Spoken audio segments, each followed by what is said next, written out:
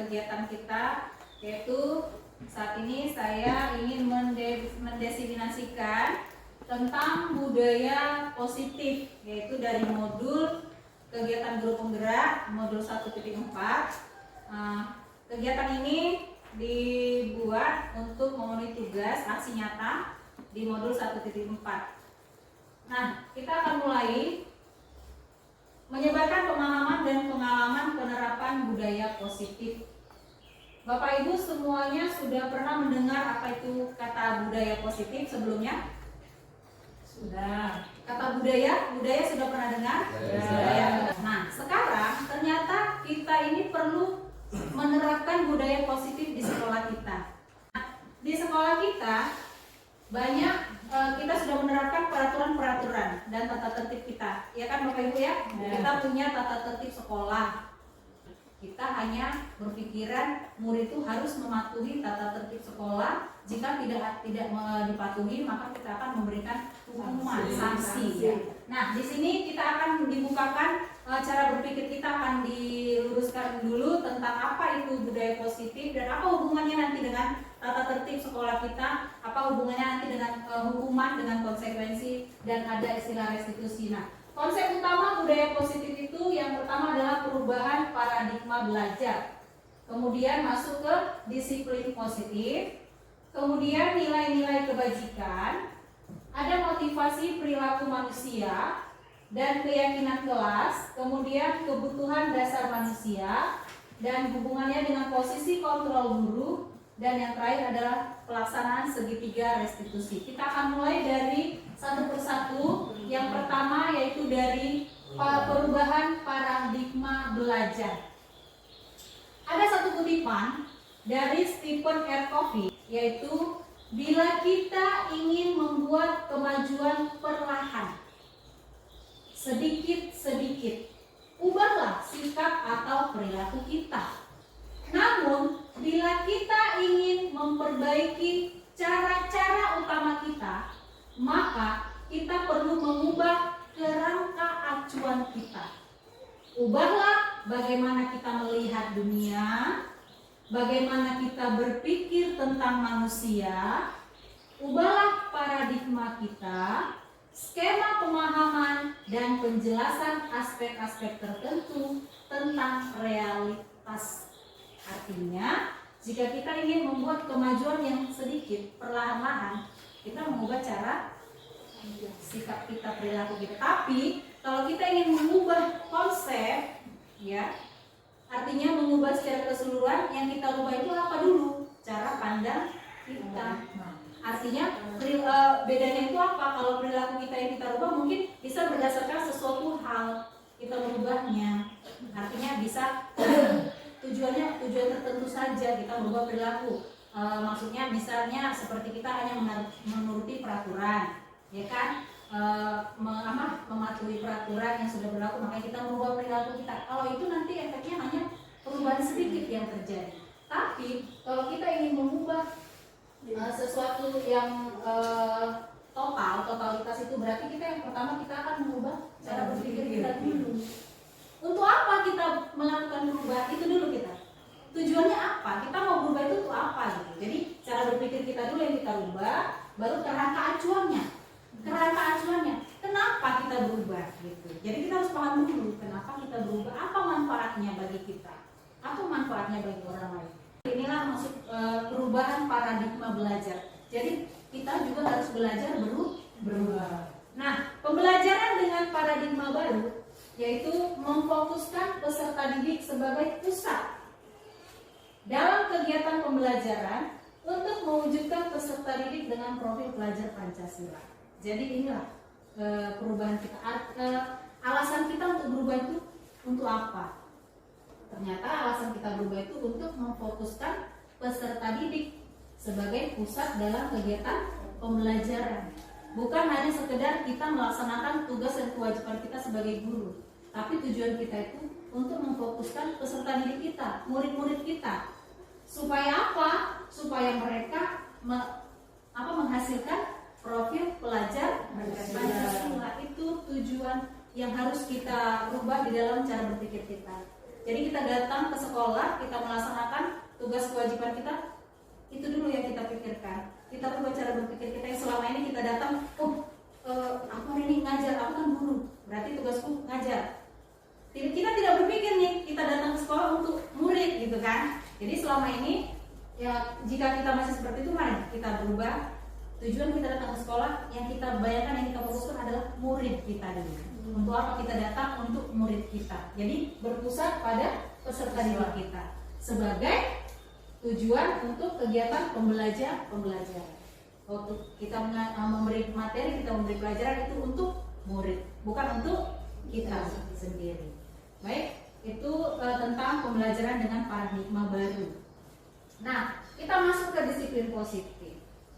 Setelah kita berubah cara berpikir kita, kemudian supaya budaya positif itu terlaksana dan bisa diterapkan, yang pertama harus adanya disiplin positif. Ya, dalam rangka menciptakan lingkungan positif, salah satu strategi yang perlu kita tinjau kembali adalah penerapan disiplin di sekolah kita. Apakah telah efektif? Apakah masih perlu ditinjau kembali? Kita semua udah sering lah mendengar kata disiplin, ya kan? Apa itu disiplin? Menaati peraturan, bertanggung jawab dengan sesuatu yang sudah disepakati, ya kan? Itu disiplin. Tepat waktu, ya kan? Itu namanya pokoknya segala yang tepat, mau tepat waktu, mau tepat berperilaku, itu namanya disiplin. Nah, sekarang ada disiplin positif. Jadi dalam rangka menciptakan lingkungan positif, artinya disiplin positif ini lingkungannya nanti berubah menjadi positif, gitu kan? Strateginya kita tinjau kembali disiplin di sekolah kita ini. Kira-kira sekolah kita sudah menerapkan disiplin belum? Sudah, ya kan? Kita yakin itu. Karena kita lihat murid-murid kita juga semuanya sudah disiplin, baik dalam disiplin waktu, dalam berpakaian, ya kan? Sudah. Atau kira-kira apakah masih perlu ditinjau kembali disiplin di sekolah kita ini menurut Bapak Ibu semuanya? Kalau kemajuan perlu sempurna lagi dan harus perlu. Iya, benar, saya setuju sekali. Supaya untuk lebih efektif lagi kita tinjau lagi, ya kan? Karena pasti, ya kan, walaupun disiplinnya sudah berjalan dengan baik, pasti ada 1, 2 atau kejadian-kejadian yang masih ada pelanggaran-pelanggaran.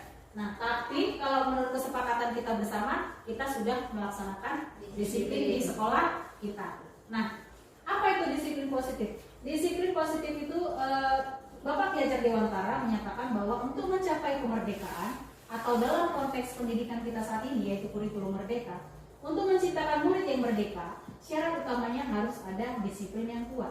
Disiplin yang dimaksud adalah disiplin diri yang memiliki motivasi internal. Jadi coba kita perhatikan dulu, murid-murid kita itu mematuhi peraturan, disiplin itu dilaksanakan apakah dari motivasi dirinya sendiri, dari dalam dirinya sendiri, atau karena takut dihukum, atau supaya dia dapat hadiah atau dapat penghargaan. Apakah memang mereka sudah dari motivasi diri mereka sendiri atau belum? Artinya sudah kesadaran dirinya nggak mereka melakukan disiplin itu? Itu yang perlu kita amati sekarang ke murid-murid kita. Tadi pertama tujuan kita untuk datang ke sekolah ini tujuannya peserta didik ya. Jadi mulai sekarang coba kita perhatikan murid kita. Mereka mematuhi peraturan, melakukan disiplin itu motivasinya dari mana gitu?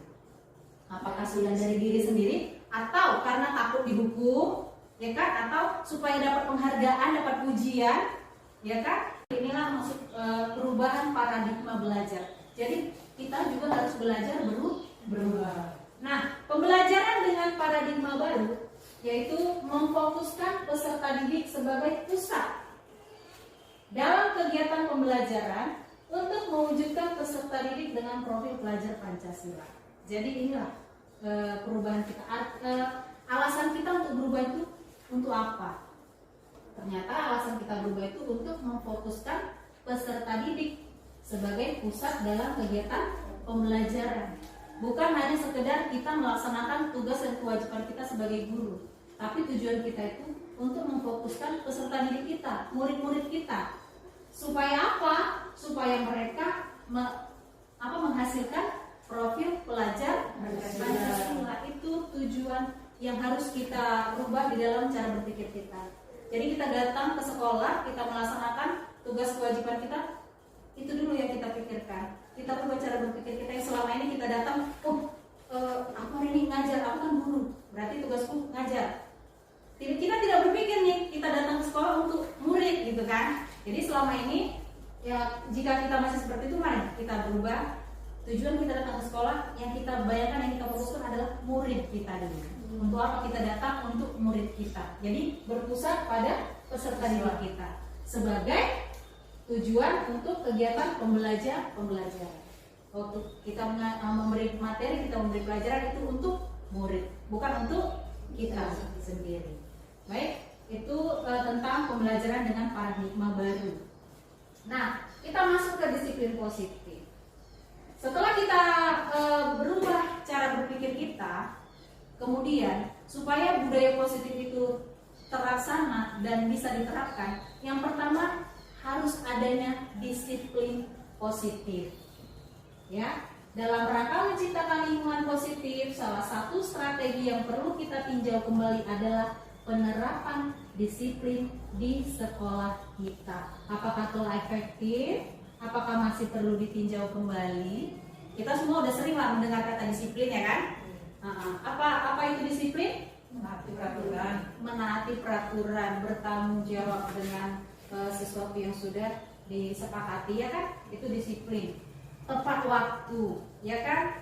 Itu namanya pokoknya segala yang tepat-tepat, mau tepat waktu, mau tepat berperilaku, itu namanya disiplin. Nah, sekarang ada disiplin positif.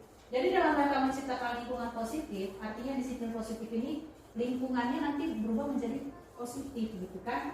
Strateginya kita tinjau kembali disiplin di sekolah kita ini. Kira-kira sekolah kita sudah menerapkan disiplin belum? Sudah, ya kan? Kita yakin itu. Karena kita lihat murid-murid kita juga semuanya sudah disiplin, baik dalam disiplin waktu, dalam berpakaian, ya kan? Nah, sudah. Atau kira-kira apakah masih perlu ditinjau kembali disiplin di sekolah kita ini menurut Bapak Ibu semuanya? Kalau untuk kemajuan perlu sempurna lagi dan harus perlu. Iya benar, saya setuju sekali. Supaya untuk lebih efektif lagi kita tinjau lagi, ya kan? Karena pasti, ya kan, walaupun disiplinnya sudah berjalan dengan baik, pasti ada 1, 2 atau kejadian-kejadian yang masih ada pelanggaran-pelanggaran. Nah, tapi kalau menurut kesepakatan kita bersama, kita sudah melaksanakan disiplin di sekolah kita. Nah, apa itu disiplin positif? Disiplin positif itu Bapak Ki Hajar Dewantara menyatakan bahwa untuk mencapai kemerdekaan atau dalam konteks pendidikan kita saat ini, yaitu kurikulum merdeka, untuk menciptakan murid yang merdeka, syarat utamanya harus ada disiplin yang kuat. Disiplin yang dimaksud adalah disiplin diri yang memiliki motivasi internal. Jadi coba kita perhatikan dulu, murid-murid kita itu mematuhi peraturan, disiplin itu dilaksanakan apakah dari motivasi dirinya sendiri, dari dalam dirinya sendiri, atau karena takut dihukum, atau supaya dia dapat hadiah atau dapat penghargaan. Apakah memang mereka sudah dari motivasi diri mereka sendiri atau belum? Artinya sudah kesadaran dirinya nggak mereka melakukan disiplin itu? Itu yang perlu kita amati sekarang ke murid-murid kita. Tadi pertama tujuan kita untuk datang ke sekolah ini tujuannya peserta didik ya. Jadi mulai sekarang coba kita perhatikan murid kita. Mereka mematuhi peraturan, melakukan disiplin itu motivasinya dari mana gitu? Apakah sudah dari diri sendiri atau karena takut dihukum, ya kan? Atau supaya dapat penghargaan, dapat pujian, ya kan? Coba kita perhatikan mulai dari sekarang murid-murid kita, ya kan, Bapak Ibu? Nah, seseorang yang memiliki disiplin diri berarti mereka bisa bertanggung jawab terhadap apa yang dilakukannya karena mereka mendasarkan tindakan mereka pada nilai-nilai kebajikan. Nah, kalau sudah mempunyai disiplin dari dirinya, berarti mereka sudah sadar.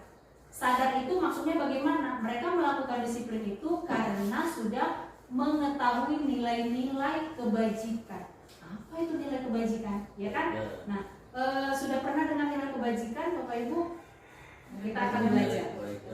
Ini nilai-nilai kebajikan.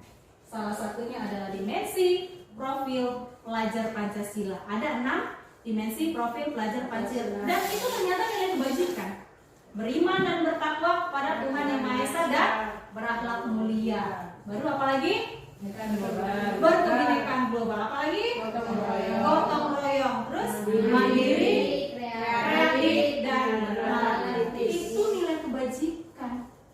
Selain itu masih banyak lagi, ya, salah satunya empati, nilai antusias, keingintahuan, kejujuran, keberanian, persahabatan, berinisiatif. Ada lagi yang Bapak Ibu boleh tambahkan? Banyak nilai kebajikan.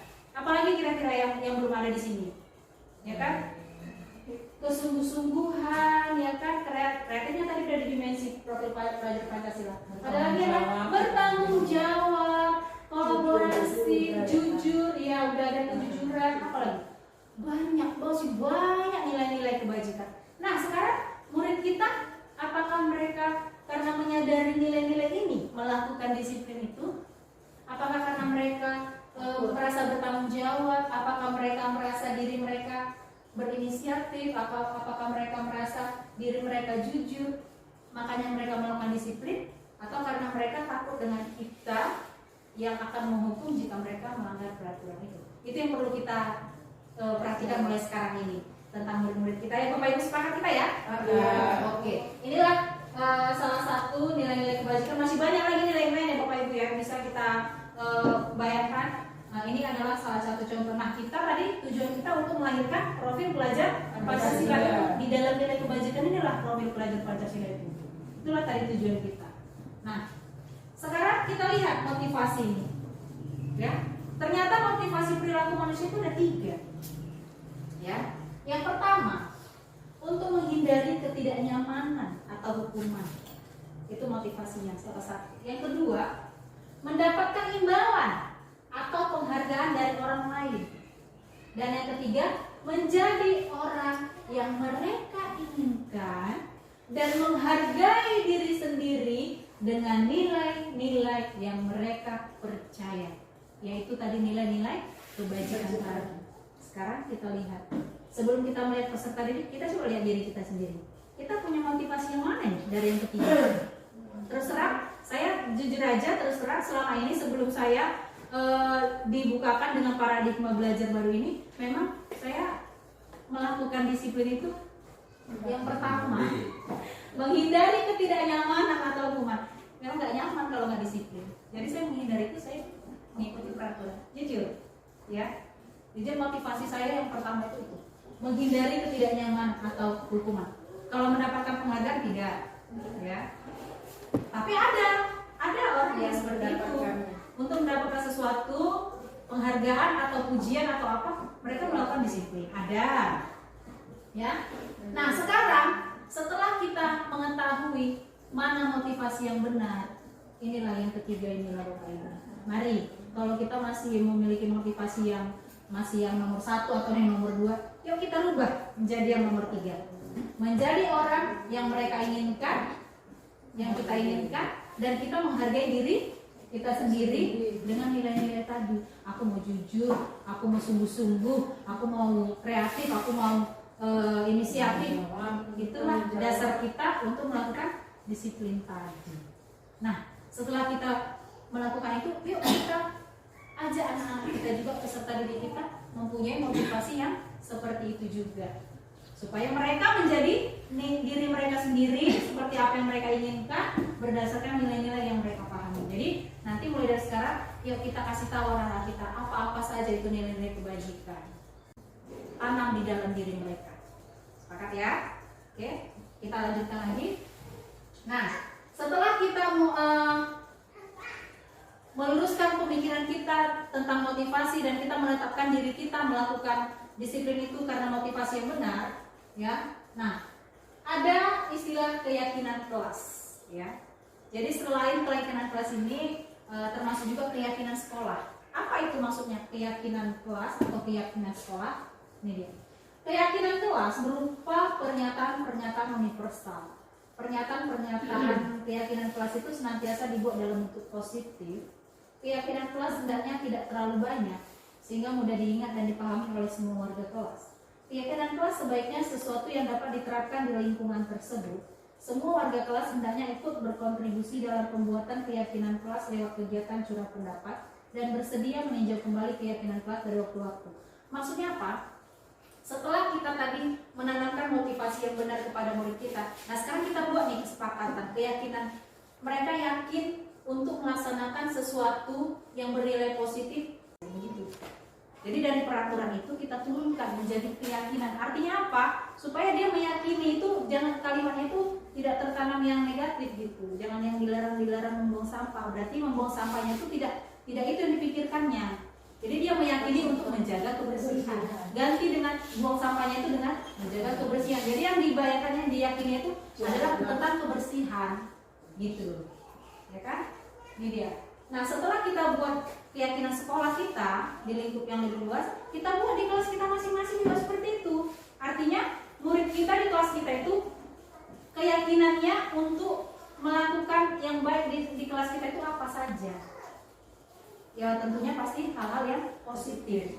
Nah kita jangan buat sendiri, kita harus ikut juga menyertakan murid kita, ya kan? Semua warga kelas hendaknya ikut berkontribusi. Kita tanya pendapat mereka. Nah, apa yang anak-anak ibu yakini, apa yang anak-anak bapak yakini untuk kita laksanakan di kelas kita. Misalnya yang awalnya tidak boleh ribut, berarti apa bahasannya supaya menjadi keyakinan kita? Bagaimana? Belajar dengan tertib, gitu kan? Sama-sama kita yakini. Yakin nggak kita kalau itu adalah hal positif dan bisa kita lakukan, ya kan? Nah, keyakinan kuat sebaiknya sesuatu yang dapat diterapkan, memang dapat dikerjakan ya, yang dapat dikerjakan kepada anak-anak kita dan kita. Jadi bukan hanya anak kita saja yang bisa menerapkan itu, kita juga harus menerapkannya, ya kan? Datang tepat waktu, ya kan? Dilarang terlambat masuk ke kelas, berarti datang tepat waktu, misalnya gitu kan? Nah, apa yang kita yakini yang harus kita laksanakan antara guru dan murid di kelas itu, di lingkup kelas itu, itulah namanya keyakinan dalam kelas. Jadi kita tanya anak-anak kita tampung semua aspirasinya, pendapatnya, sarannya, apa yang mereka ingin lakukan, apa yang mereka yakini. Setelah itu baru kita gabungkan dan kita sepakati mana yang penting-penting, yang utama-utama, yang memang nanti kita buat menjadi satu kesepakatan kelas. Lalu setelah kita buat kesepakatan kelas, kita tempel menjadi sebuah poster di kelas kita supaya anak-anak melihat, nih kan? Keyakinan kelas sebenarnya tidak terlalu banyak sehingga mudah diingat dan dipahami. Ya, bukan karena banyaknya, ya kan? Tapi memang dilakukan apa enggak gitu. Jadi nggak perlu banyak-banyak kali, tapi susah dilakukan. Sedikit aja, tapi memang benar-benar dilaksanakan sesuai dengan kesepakatan. Keyakinannya untuk setelah kan kita kalau kita melakukan sesuatu kan karena kita yakin kan Bapak Ibu ya. Kalau kita nggak yakin nggak mungkin kita laksanakan kan. Nah itu tadi kita timbulkan dulu keyakinan anak-anak kita itu supaya mereka mau nanti melakukan, karena udah mereka yakin mereka pun akan melakukannya. Oke? Nah kenapa kita membuat keyakinan kelas itu, kita juga harus tahu kenapa kita membuat keyakinan kelas itu, dan nanti supaya kita melihat kebutuhan peserta didik kita harus tahu dulu kebutuhan dasar manusia. Supaya nanti kita melihat dari sudut pandang peserta didik apa yang menjadi kebutuhan dasar peserta didik kita. Jangan kita asal-asalan membuat keyakinan ya sesuai dengan keyakinan kita sendiri. Kita lihat dulu kebutuhan mereka itu apa. Nah, kebutuhan dasar manusia itu menurut Dr. William Glasser ada 5. Yang pertama, kebutuhan bertahan hidup. Ya, kita di dunia ini kita butuh bertahan hidup, ya kan? Siapa yang mau hidup terancam? Tidak ada, ya kan? Kita di dunia ini berusaha untuk bertahan hidup. Untuk bertahan hidup itu apa yang kita lakukan? Kalau kita sebagai guru yang sudah bekerja, berarti kita melakukan pekerjaan untuk mendapatkan nafkah, penghasilan untuk bisa menghidupi keluarga kita. Nah, peserta didik kita, mereka juga butuh bertahan hidup. Walaupun mereka belum bekerja, apa yang mereka lakukan untuk bertahan hidup? Kita harus lihat itu dari sudut pandang peserta didik kita juga, ya kan? Berarti mereka tidak boleh terancam. Jangan merasa terancam di sekolah. Itulah kita lakukan, kita ciptakan lingkungan yang nyaman supaya mereka merasa nyaman dalam hidup mereka. Itu adalah kebutuhan dasar peserta didik kita. Yang kedua, yaitu merasa diterima. Kita sebagai manusia, kita suka kan kalau kita diterima orang. Kita berada di tengah-tengah lingkungan, kita merasa diterima, semua menyambut, kita senang kan? Kita suka kan? Itu karena itu adalah kebutuhan kita. Coba kalau kita bayangkan orang-orang sekitar kita menolak kita, bagaimana perasaan kita? Begitu juga peserta didik kita. Kebutuhan mereka itu adalah merasa diterima. Bagaimana caranya supaya peserta didik kita itu merasa mereka diterima di teman-teman mereka, di semua guru-guru, semua warga sekolah, mereka itu merasa diterima. Kita juga harus melihat segi dari peserta didik kita supaya mereka merasa diterima. Jangan ada itu tadi yang terjadi pembulian, ya kan? Tidak diterima teman, tidak ditemani, dimusuhi. Nah itu, jadi kita ciptakan bagaimana di sekolah kita itu tidak terjadi hal-hal seperti itu. Kemudian kebebasan. Nah, artinya kebebasan ini adalah bebas berpendapat, bebas untuk melakukan sesuatu, tapi dalam hal yang positif. Bukan artinya bebas-bebasnya, tapi juga harus sesuai dengan kodratnya, kodrat peserta didik sebagai seorang peserta didik, sebagai seorang siswa. Kita juga seperti itu. Kita juga punya hak untuk bebas, tapi bebas kita sebagai seorang pendidik, gitu. Ya, kita bebas memberikan, membuat suasana itu bagaimana caranya, bukan gara-gara tekanan, tapi kita bebas untuk berekspresi, untuk memberikan materi kepada anak itu maksudnya. Karena itu adalah kebutuhan manusia. Kemudian kesenangan.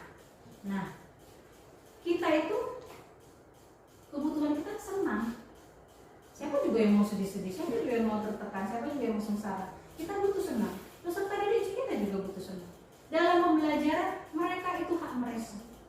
Bagaimana cara kita untuk mencukupi kebutuhan mereka untuk bersenang-senang? Ya, itu kebutuhan dasar anak kita ternyata itu bersenang-senang. Makanya banyak anak yang ribut lah, yang apalah. Ternyata itu cara mengekspresikan kesenangan mereka. Tinggal kita sebagai guru, bagaimana kita mengarahkan supaya kesenangannya itu adalah kesenangan yang positif. Dan yang terakhir adalah penguasaan. Nah ini dia yang sering terjadi kan? Karena kebutuhan dasar kita itu adalah menguasai, kita suka menguasai, penguasaan. Itu udah kebutuhan dasar, kita nggak bisa memungkirin itu ya, karena udah jadi kebutuhan kita. Peserta didik juga seperti itu, mereka suka menguasai. Makanya mari kita bekerja sama, bagaimana caranya supaya kebutuhan dasar anak-anak kita itu bisa terpenuhi tanpa lewat atau keluar dari koridor ini. Bagaimana 5 kebutuhan dasar ini, kebutuhan dasar anak-anak kita ini bisa kita penuhi. Kita tidak memenuhi kebutuhan dasar anak-anak kita yang 5 ini. Oke? Nah, untuk memenuhi kebutuhan anak-anak kita itu kita juga harus paham posisi kita sebagai guru itu. Apa-apa saja posisi kita berada di mana nih sekarang. Posisi kontrol guru itu ada 5. Nanti dari yang 5 ini coba kita lihat diri kita itu, posisi kita itu tempatnya di mana gitu ya. Yang pertama ini adalah posisi penghukum. Apa itu posisi penghukum? Seorang penghukum bisa menggunakan hukuman fisik atau hukuman verbal. Hukuman fisik itu udah tahu ya Bapak Ibu ya, hukuman fisik misalnya seperti diseterang, ya kan, dipukul, ya kan, diapain lagi, yang berhubungan dengan fisik, dicubit, dibentak-bentak. Nah, ada juga hukuman verbal. Apa itu hukuman verbal? Melalui ucapan yang menyakiti hati dan kepercayaan diri anak-anak kita. Sekarang kita lihat dulu, kita di mana? Kita posisi penghukum kan? Iya, benar. Iya kan? Iya, benar. Selama ini kita memang posisi penghukum. Kalau anak-anak melanggar peraturan, kita hukum, ya kan? Nanti kita lihat apa dampaknya dan benar nggak? Apakah kita lanjutkan apa tidak? Dan mana yang terbaik? Yang kita bebas memilih nih Bapak Ibu. Kita mau di posisi mana? Yang mana yang menurut kita yang paling baik? Silahkan nanti diterapkan. Ini yang penghukum pertama. Yang kedua adalah posisi sebagai pembuat merasa bersalah. Apa yang maksudnya membuat merasa bersalah? Memang kita lembut sih nanya ya kan? Kita tanya dia, dalam keheningan kita buat dia merasa bersalah. Gimana kalau nanti orang tua tahu nak, kamu kayak gini di sekolah? Sering ya? Kita sering. Ya, saya juga pribadi melaksanakan itu. Mama udah capek kerja, anak bapak udah capek kerja. Orang tua berpikir kalau anak-anak di sekolah belajar bagus, ternyata begini tingkah kalian, gitu ya? Ya, itu namanya posisi kontrol membuat merasa bersalah. Memang mereka merasa bersalah, tapi setelah merasa bersalah, ya udah nggak ada solusi. Mereka ya berarti akan mengakibatkan kepercayaan dirinya akan hilang. Mereka merasa bersalah. Jadi ada timbul ketakutan juga di peserta didik. Ya. Kemudian merasa rendah diri juga nanti akan terjadi kalau anak-anak seperti itu. Nah, posisi yang berikutnya adalah sebagai teman. Sebagai teman. Nih, ada juga nih yang seperti ini sebagai teman. Kadang-kadang juga saya seperti ini nih. Memang ya anak-anak salah. Terus kita cuma, aduh, kok gitu nak? Dengan lembut, dengan seperti sama teman lah. Jangan gitu lagi ya. Ya udah nggak apa-apa. Ya kan? Sering gitu kan? Sering. Udah nggak apa-apa. Jangan gitu lagi ya. Jadinya sebagai teman. Apa akibatnya kalau kita bersikap sebagai seorang teman? Mereka akan melihat guru yang sebagai seorang teman itu, mereka akan bergantung kepada guru tersebut. Terus kembali ke guru yang lain, ada yang tidak seperti itu. Akhirnya mereka membuat celah nih. Pemisah, oh ibu itu kayak kau. Perbedaan. Ibu itu Ya baru kejadian itu. benar kan bu? Perbedaan. Begitu. Inilah akibatnya. Jadi anak itu akan bergantung kepada yang seperti yang disukainya saja gitu. Mereka akan menuruti perintah orang yang disukainya aja, yang lain enggak. Inilah kalau posisi kita sebagai seorang teman. Kita membiarkan sikap membiarkan. Memang kita tegur, tapi tegurnya kita maklumi gitulah kelakuan mereka. Gitu. Selanjutnya adalah sebagai pemantau. Pemantau ini maksudnya adalah kita hanya memantau nih. Terus misalnya ada murid kita yang merasa yang melakukan kesalahan, kita, nah, tahu kan peraturan kan? Kita berdasarkan data-data, kita mengambil bukti dari kesalahan mereka, terus mereka akan menerima konsekuensinya. Kan udah ada peraturan. Oke, kalau kamu salah berarti kamu terima konsekuensinya. Kita hanya memantau saja, hanya memantau. Tidak memberikan, tidak membuat mereka menyadari kesalahannya. Kamu salah. Kita hanya sebagai pemantau. Salah. Oke, lakukan konsekuensinya. Apa kesalahannya? Hanya sebagai pemantau saja. Yang terakhir adalah sebagai manajer. Sebagai manajer ini adalah di mana guru bersama murid berkolaborasi untuk menyadarkan murid tentang kesalahannya. Kita tanya anak-anak kita apa kesalahannya dulu. Dia tahu nggak dia salah, gitu kan? Dia merasa bersalah nggak? Karena kan banyak anak-anak itu nggak merasa bersalah ya kan, bu? Nggak merasa dia. Nggak pernah dia merasa bersalah. Ya dihukum aja. Bahkan ada yang sengaja bersalah supaya dihukum gitu, ya kan? Senang dia dihukum untuk menghindari belajar, gitu kan? Ada seperti itu peserta didik kita. Nah sekarang posisi manajer ini adalah kita sadarkan dia apa yang sudah dilakukannya, benar nggak itu, terus dia merasa itu salah atau tidak. Kemudian setelah dia sadar itu kesalahannya, terus tanya apa solusi dari untuk tidak mengulangi kesalahannya itu. Jadi awal-awal ini banyak murid yang bingung kalau ditanya, terus gimana caranya supaya tidak gitu loh, bingung diem. Memang bingung. Ternyata itu tadi peserta didik kita, dia tidak tahu solusi dari kesalahannya itu apa, asal dilakukannya aja gitu. Makanya perlulah kita sebagai guru mengambil posisi manajer ini supaya dia tahu solusi dari perilakunya itu, bagaimana cara untuk keluar dari masalah ini. Jadi waktu dia melakukan itu lagi, dia tahu, aku pernah kayak gini. Oh ternyata gini, nah itu dia ingat. Ya kan? seperti tidak tertib atau ribut atau menyebut kawannya atau ganggu kawannya, dia tahu solusinya gitu. Dia tidak hanya kita tuduh aja, dia tidak hanya dituntut untuk dihukum, tapi dia tahu apa solusinya dan kesepakatan apa yang sudah dibuat. Contohnya, misalnya murid datang terlambat, kita tanya, benar salah nggak datang terlambat? Pasti mereka bilang salah, Bu. Semua pasti bilang salah. Terus gimana caranya supaya nggak terlambat?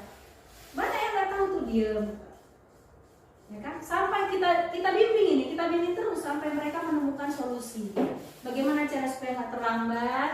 Oh, bangun cepat. Kalau misalnya dia telat bangun, terus supaya bangun cepat tuh gimana? Ada nggak yang bisa mengingatkan? Kita libatkan orang tuanya atau kakaknya atau abangnya, orang-orang yang ada di sekitarnya. Kita libatkan. Bisa nggak nak sampaikan kepada orang tua supaya diingatkan bangun cepat? Oh bisa, Bu. Atau kalau nggak bisa, siapa lagi yang bisa mengingatkan selain orang tua? Begitu. Jadi kita libatkan.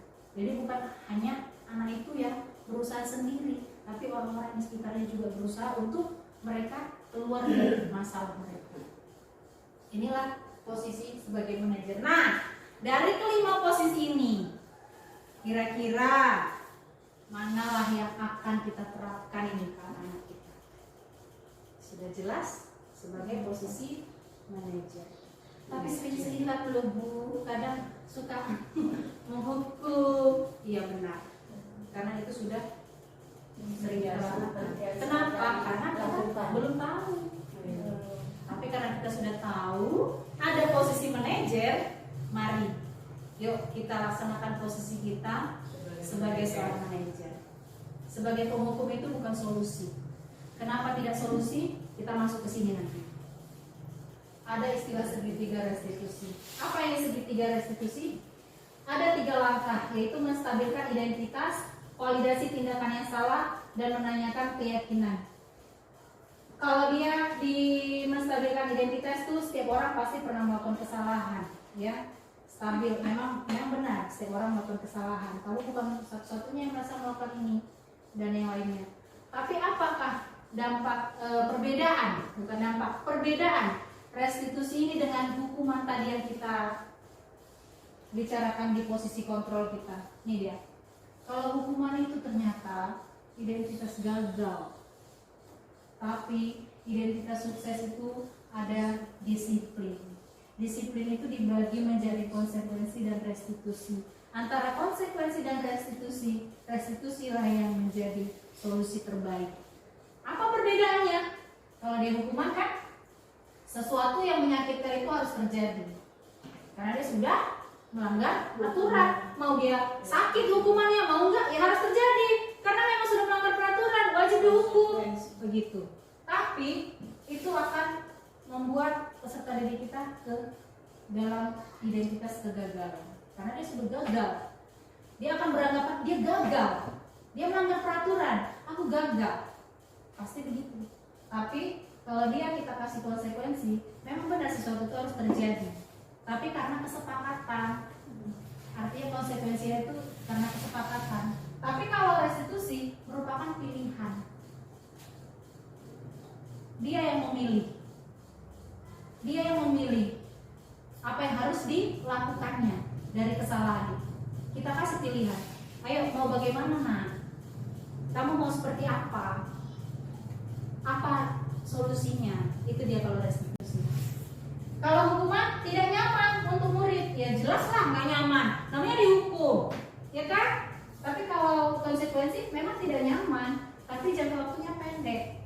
Karena tadi udah sepakat, artinya tidak tertekan dia untuk melakukan hukuman atau konsekuensi itu. Kita udah sepakat karena kalau buang sampah sembarangan akan mengutip sampah di lingkungan sekolah. Oke, lakukan enak. Memang nggak nyaman dia melakukan hukuman itu, tapi kan udah sepakat, makanya dia jangka waktu pendek. Tapi kalau hukuman nggak ada nggak ada kesepakatan, tiba-tiba melanggar peraturan, hukum aja. Kita hukumnya juga suka-suka. Padahal kalau dilaksanakan kesepakatan kan, misalnya kesepakatan kalau buang sampah sembarangan berarti dia akan bertanggung jawab membersihkan seluruh kelas, itu udah kesepakatan. Tapi kalau hukuman kan kita nggak ada kesepakatan ini, buang sampahnya sembarangan. kita hukum entah apa-apa suka-suka kita, itu artinya hukuman. Tapi kalau konsekuensi, hukuman yang sesuai kesepakatan gitu. Nggak boleh hukuman yang lain sesuai dengan kesepakatan gitu. Tapi kalau restitusi, kita kuatkan lagi setelah dia melaksanakan konsekuensinya, kita kuatkan lagi supaya dia tidak buang sampah sembarangan. Itu apa solusinya? Adakah yang perlu kawan yang mengingatkan supaya misalnya dia lupa spontan buang sampah, siapa yang bisa mengingatkan? Gitu dia dikuatkan, ada penguatan. Itulah bedanya restitusi dengan konsekuensi. Bedanya di mana itu ya? Kalau konsekuensi, misalnya kita sepakat ya nak, siapa yang buang sampah sembarangan akan membersihkan seluruh kelas, gitu kan? Konsekuensi kan, ternyata ada yang melanggar buang sampah. Oke, udah sepakat kan? Ya aku deh cuma selesai. Ke restitusi, kalau restitusi dia melakukan kesalahan, kita ajak diskusi, kita tanya kenapa buang sampah. Kita tanya alasannya dulu. Kenapa? Salah nggak nak? Melanggar peraturan kan? Melanggar kesepakatan? Iya bu. Terus gimana caranya supaya nggak buang sampah lagi? Gitu. Bedanya Dikuatkan. ya. Iya, dikuatkan. Artinya dia memang belajar dari dirinya. Iya. Kalau cuma sekedar konsekuensi, ya udah bilang kita sepakat kan, udah boleh. Selesai. Jadi dia bisa aja. Artinya kan namanya anak-anak, spontan apa, lupa atau gimana. Kalau konsekuensi kan gimana caranya? Kalau restitusi, ya sudah paham perbedaannya ya. Kalau hukuman tadi nggak ada kesepakatan juga salah, kita hukum, suka-suka kita mau ngasih hukuman apa, itulah bedanya, ya kan? Itu antara hukuman, konsekuensi dan restitusi. Jadi dari yang ketiga ini, kira-kira yang mana yang paling tepat kita laksanakan? Udah jelas restitusi.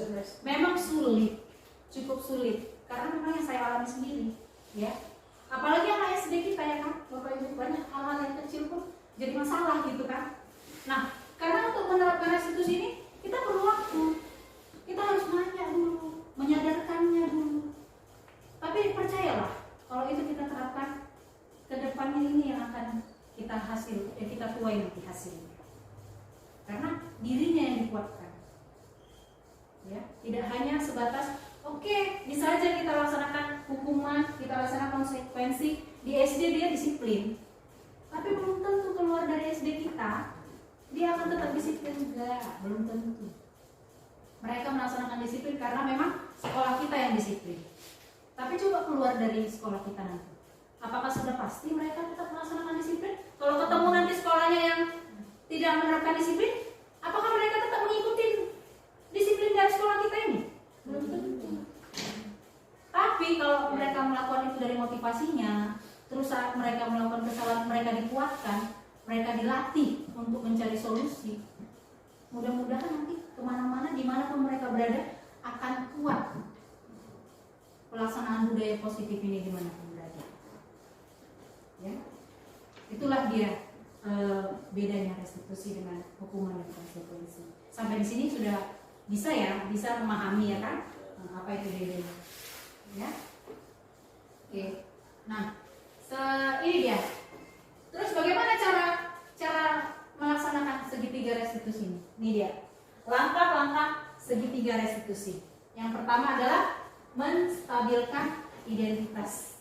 Itu tadi. Kita tanya dia, apakah dia melakukan kesalahan? Sadar nggak dia dengan kesalahannya? Ya. Kita stabilkan identitasnya. Benar dia melakukan kesalahan, ya kan? Semua orang pernah berbuat salah. Jadi jangan sampai dia merasa tertuduh. Artinya orang yang salah itu adalah orang yang gimana ya? Orang yang akan sesuatu yang menakutkan lah gitu. Kalau sesuatu yang salah itu tidak. Kesalahan itu adalah wajar, ya. Kita stabilkan dulu identitasnya. Artinya supaya nanti dia kita ajak diskusi, dia tidak tertekan. Ya kan? Kemudian setelah kita stabilkan, kita validasi tindakannya. Kita tetapkan tindakan yang salah. Apa kesalahannya? Dia tahu nggak apa kesalahannya? Kita validasi. Nih loh kesalahannya. Ya kan? Terima nggak? Benar nggak ini salahnya? Iya bu. Akhirnya dia sadar kesalahannya. Setelah dia menyadari kesalahannya, selanjutnya kita tanyakan ini dia, menanyakan keyakinan. Yo, tadi kan kita udah tahu keyakinan-keyakinan yang harus kita laksanakan di sekolah kita, di kelas kita. Kira-kira gimana, Nak? Kenapa tidak dilaksanakan? Kita tanya alasannya. Gimana caranya? Gimana solusinya? Untuk kedepannya mau bagaimana? Kita tawarkan sama murid kita. Mau seperti apa dia ke depannya? Apakah mau tetap seperti itu dilakukan lagi, diulangi lagi? Ataukah mau berubah? Kalau dia mau berubah, bagaimana caranya supaya berubah? Adakah yang bisa membantu? Adakah yang dukungan yang perlu kita libatkan? Begitu. Inilah 3 langkah restitusi. Ya, inilah Bapak Ibu yang perlu kita terapkan untuk anak-anak kita. Supaya apa? Supaya mereka tidak hanya bukan menakuti guru, bukan hanya takut sama guru, tapi mereka memang sadar kalau untuk melakukan disiplin positif itu dari motivasi dirinya, karena mereka paham. Kita ini kan kita kuatkan mereka dari langkah-langkah restitusi. Begitu. Nah, inilah langkah-langkah untuk menerapkan budaya positif di sekolah kita. Jadi disiplin yang sudah ada, disiplin yang sudah bagus, mari buatlah peserta didik kita melakukan disiplin itu karena motivasi dari dirinya dengan meyakini nilai-nilai kebajikan yang sudah diterapkan. Jadi mulai sekarang, yuk mari kita buat keyakinan kelas kita.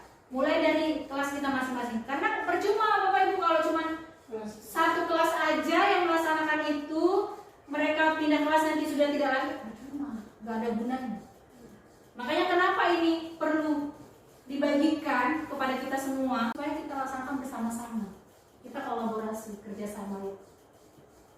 Kita terapkan ini di sekolah kita. Disiplin positif ini. Budaya supaya menjadi sebuah budaya. Ya. Supaya menjadi budaya, membudaya. Jadi nggak nanti di sekolah kita ini aja mereka karena sudah menjadi budaya, dimanapun mereka berada akan mereka lakukan disiplin positif ini. Jadi demikian yang bisa saya sampaikan. Jika ada pertanyaan boleh atau penguatan atau saran, saya persilahkan.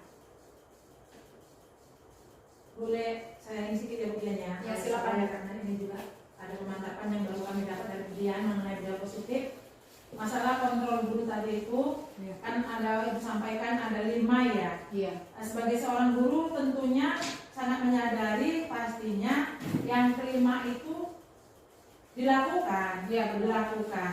Nah, untuk apa sampai ada penghukum juga dilakukan? Karena kadang-kadang gini Bu Dian, identitas anak itu dikatakan kan sangat berbeda-beda. Benar. Kadang ada anak yang memang dia ingin disayangi, ingin diperhatikan. Benar. Dan ada juga anak-anak yang pengen memang dia itu jika anak itu diberikan satu hukuman yang agak kira-kira tadi itu kayak kita sebagai otoriter atau hukumannya agak keras, itu memang tidak boleh apapun alasannya ya. Tapi dengan itu, menurut pendapat kita, walaupun mungkin yang sudah disampaikan menyadari bahwa pendapat apapun alasan tidak dibenarkan karena salah, tapi anak itu bisa berubah.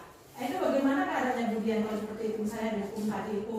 Kalau yang 5 ini sudah terapkan, tapi ada lagi yang lebih signifikan lagi ketika dia itu dihukum dengan hukuman yang tadi itu, misalnya dengan penghukum, dia itu memang ada perubahan. Itu bagaimana Bu Dian? Oke, baik atas. Iya, benar sekali. Nah itu tadi Bu, memang setiap orang kan berbeda, ya kan?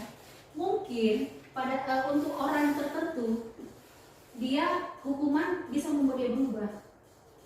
Mungkin pas saat melaksanakan hukuman itu dia sadar. Ada orang yang sadar sendiri.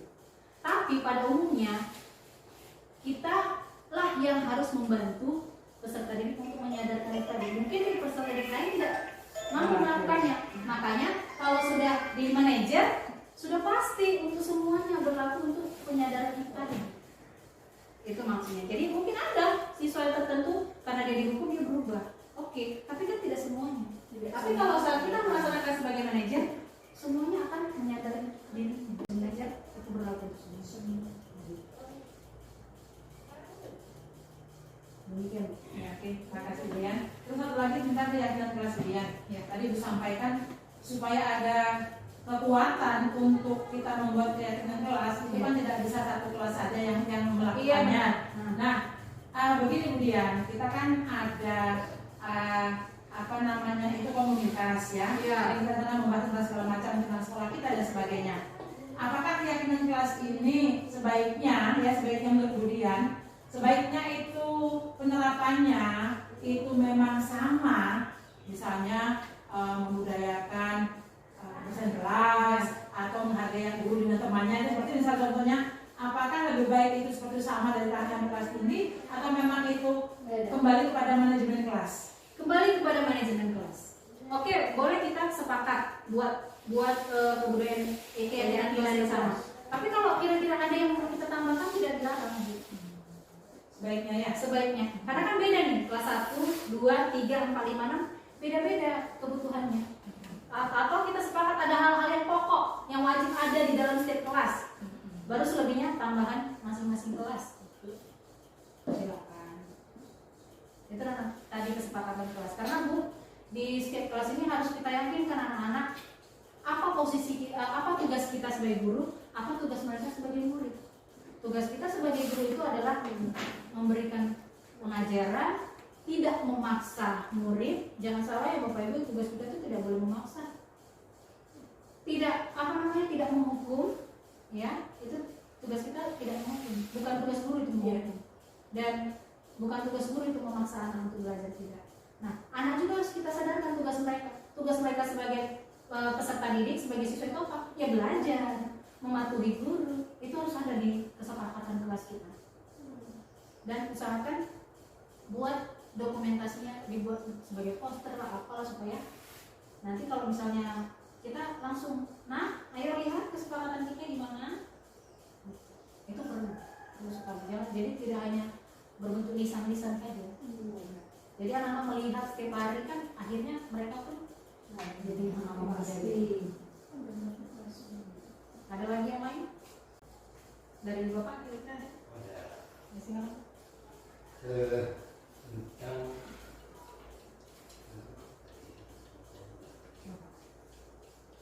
Dua paradigma, fokus pada pelajaran, yang positif, keyakinan kelas, kontrol guru, segitiga restitusi. Ini perubahan paradigma belajar. masalah apa namanya? Ada 5 tadi. Apa itu? Posisi Kontrol kontrol. guru, kontrol.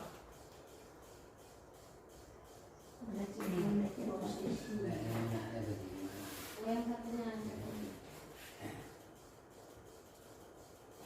Bukan. Kan? Ada 5. Kebutuhan dasar manusia. Kebutuhan dasar manusia. Nah, dasar manusia. Siswa kita itu juga manusia, ya kan? Iya. Makanya disebut kebutuhan dasar manusia. Termasuk kita sebagai guru, ya kan? Iya. Jadi tadi diceritakan ada semangat anak, ya kan? Salah satu ribut, ya enggak? Ribut, ya kan? Ribut yang bagaimana yang dikatakan memberi kesenangan kepada anak, ya kan? Karena anak itu harus senang kan, gitu ya kan? Ribut itu memang kesenangan anak, namanya begitu. Namun bagaimana kita mengatur ribut anak itu menjadi suatu yang positif, gitu kan? Bagaimana cara kita itu supaya ribut yang selama ini itu nilainya positif, kan begitu. Apa contohnya? Sehingga nanti guru yang lain ribut yang bagaimana, ya nah? Yang dikatakan ribut positif itu apa tentang meja, ya nah? Boleh tentang meja itu. Ya pas musik ya, SPDP misalnya. Ya kan? Nah, jadi kalau menurut saya begitu, ya kan? Ada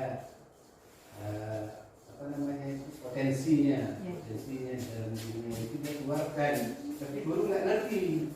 Ya, guru ini nggak ngerti, dia punya potensi musik umpamanya, ya kan? Gendang, ya kan?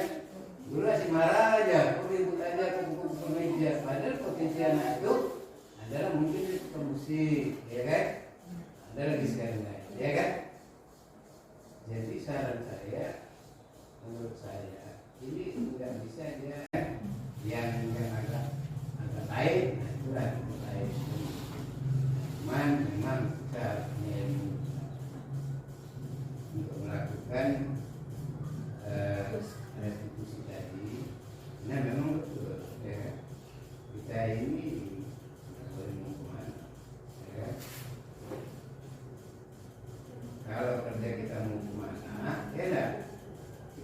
lah sekolah tinggi. Iya. Kalau mau hukum kita kaya daripada tinggi ya. Iya. Kan gitu. Aja bisa. Nah, maka dari sebab itu selama ini kita menghukum, mari kita sedikit demi sedikit kita rubah lah ya. Kita rubah. Memang tidak mudah merubah paradigma ini. Jadi kalau kita mulai dari sekarang paradigma itu, ya saya rasa lama-lama makin enak. Kenapa? Karena yang kita lakukan itu semua positif. Setiap yang positif kita lakukan hasil pasti positif. Ya kan? Yang kita lakukan baik, pasti baik pula hasilnya. Kan gitu? Positif kan namanya negatif. Jadi kalau sering kita buat negatif ya, hasilnya negatif. Ya kan? Siapa mau hasilnya negatif? Kita kan hasilnya mau positif. Ya kan? Contoh, berhasil kita tanpa hukuman, tapi dengan restitusi. Anak tidak ribut dalam arti bukan takut. Iya. Kan gitu? Kalau hukuman, anak diam kena ketakutan. Kita tak mau seperti itu. Anak itu bisa dikelola, ya kan? Tanpa ada hukuman, tanpa ada intervensi, ya kan? Tensi apa namanya itu? Iya, hipertensi. Bukan intervensi, apa namanya itu? Oh, apa? Intimidasi. Intimidasi, ya kan? Intimidasi. Karena takut kita sama kita, ya kan? Yang kita ingin itu tidak. Dia memang itu dari hati-hati kita, ya kan? Sudah diterangkan kenapa kesalahan. Ya, baik, saya kasih nasihat mama saya di rumah nggak ada nasihat kayak gini. Timbul rasa apanya betul dari hatinya, ya kan? Sehingga kalau saya itu nanti kasihan guru-gurunya katanya kan? Timbul seperti itu, dia memikirkan sendiri seperti itu, ya kan? Nah, jadi hal inilah yang mau kita ciptakan sehingga ujungnya nanti hasil sama kita bisa menyenangkan kita. Gak repot-repot kita lagi. Gak banyak omongan kita lagi, ya kan? Nah, untuk ke arah kesitulah mari kita perjuangkan, ya. Hingga hasilnya memang dapat kalau kita itu nanti seperti itu. Anak yang sopan, baik, kita yang waktu kaya Pancasila itu tadi, ya kan? Pasti akan tercipta. Tapi dengan, ya kan? Harus ada korban. Kesabaran. Ada ya, korban. Ya sama tadi, ya kan? Kalau kita nggak mau berkorban, ya enggak. Lebih sedikit waktu nggak mau, susah, ya enggak? Susah. Ini perhitungannya banyak, ya kan?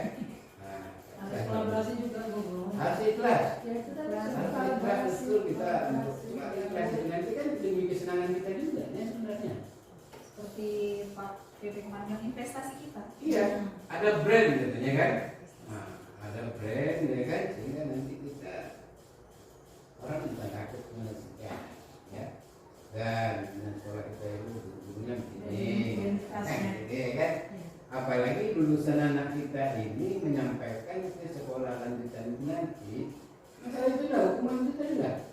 Kami di sekolah sana enggak ada tentang hukum katanya. Kenapa? Tidak ada masalah. Kenapa nggak masalah? Kami disiplin, ya kan? Kan bisa dijawab seperti itu, ya kan? Nah, ini hasil dari apa? Hasil dari kita itu lah. Hasil dari kita itu, ya sehingga dikembangkan oleh sekolah lain, ya kan? Nah, mungkin orang datang cuma kita, bagaimana caranya? Kan gitu. Jadi memang perlu pengorbanan tersebut, ya. Nah, walaupun ini penyampaian dari calon peserta, tapi ilmunya memang banyak positifnya itu, ya. Karena yang namanya bergerak enak, dia menggerakkan bapak ibu semua, ya kan?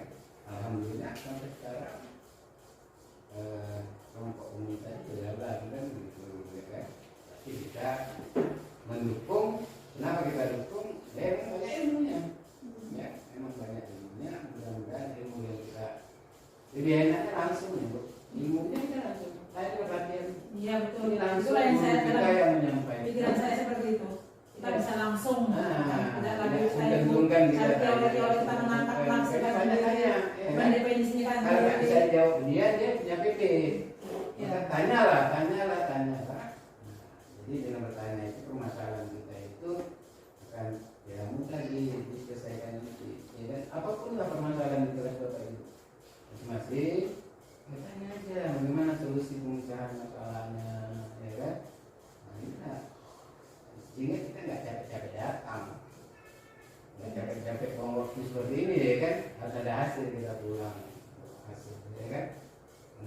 konsep aja kita langsung masalah yang ada di kelas kita, mahasiswa kita langsung kita tanya, ya kan, gimana solusi? Ya, saya rasa itu yang harus saya. Terima kasih kepada Bapak Kepala Sekolah, sangat menguatkan ya. Ya, baik. Ya, ada lagi Ibu? Boleh Silakan sedikit ya budaya, masih ada Ibu ya, sedikit ya.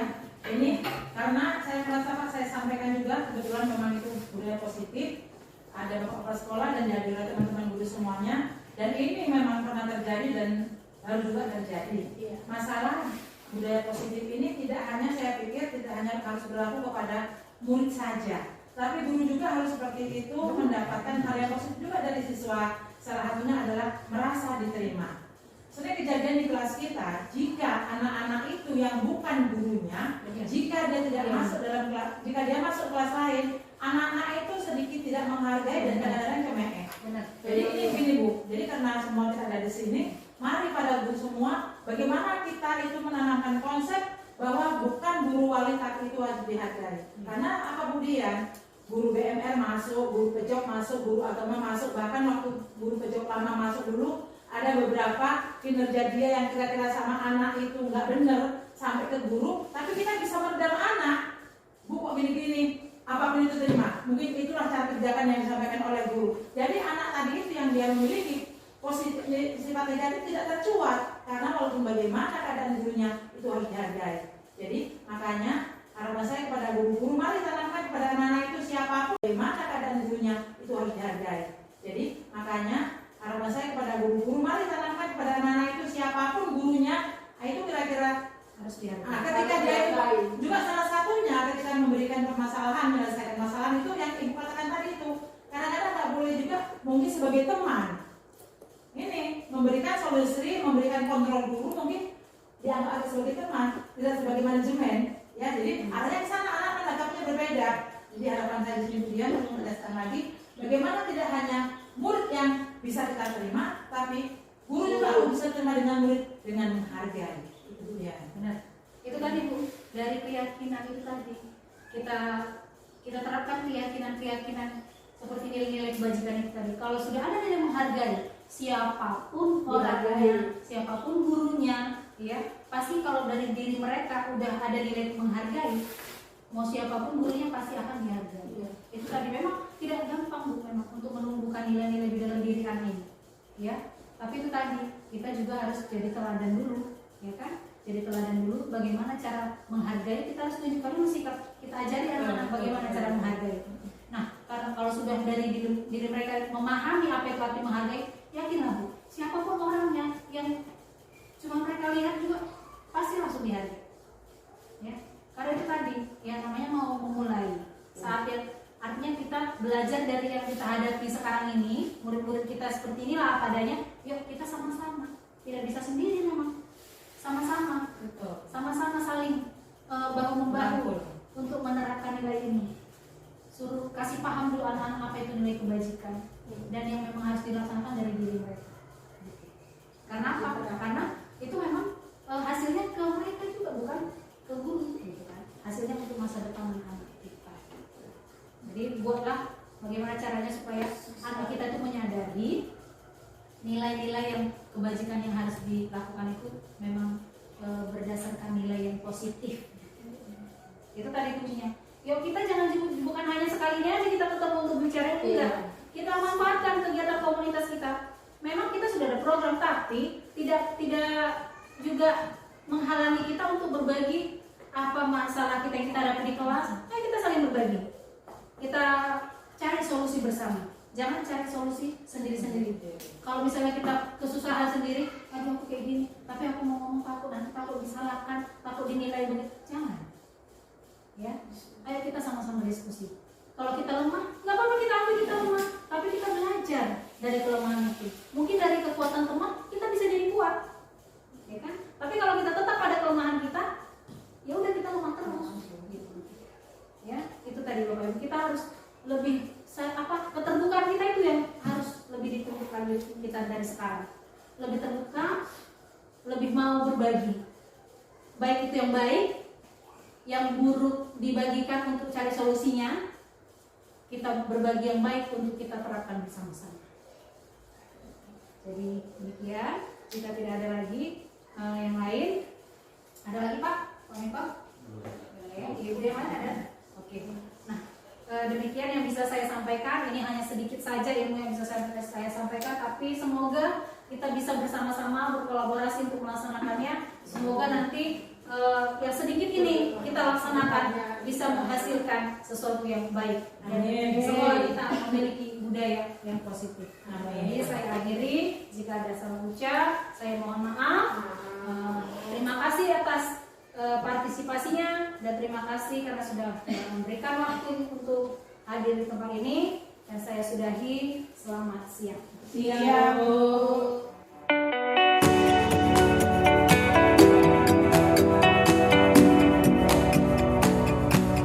Hari ini kita akan buat kesepakatan kelas ya. Di dalam kelas juga kita harus buat kesepakatan.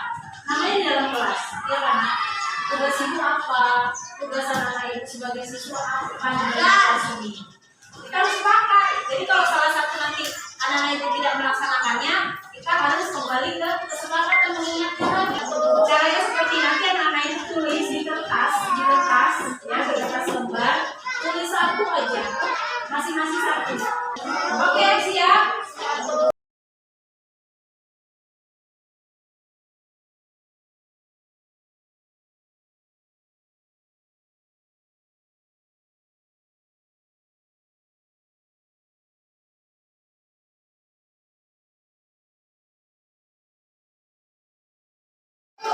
Semua sudah mengumpulkan kesepakatan yang telah dibuatnya. Kita lihat ya, nanti kita gabungkan mana yang sama. Yang pertama disiplin. Ada yang berdisiplin kan? Setuju nggak kalau kita disiplin di dalam kelas? Nanti kita buat ya, sepakat ya?